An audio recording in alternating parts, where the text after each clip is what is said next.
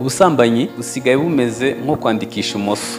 Kera twiga iyo umuntu yabaga yandikisha imoso baramukubita kugeza igihe ahinduye uburyo yandika.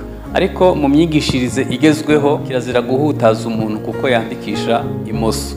Gusambana bisigaye bisanzwe ngo tumaze kubimenyera nk'ari kwandikisha imoso. Muri Bibiliya icyaha kigira umuvumo w'igihe kirekire ibisekuru 10 n'ubusambanyi.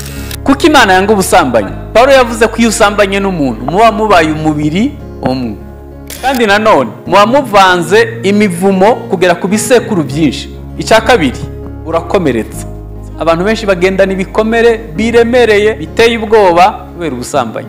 Urubyiruko rwinshi rumaze kudeprima kubera ubusambanyi, n'abubatsi ingo benshi bamaze kwangirika kubera ubusambanyi. Nico cyaha cyonyine gifata ibice bitatu: umwuka, ubugingo n'umubiri.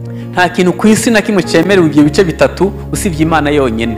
Ukundi Uwiteka umutima wawe wose n'ubwenge bwose n'imbaraga zose.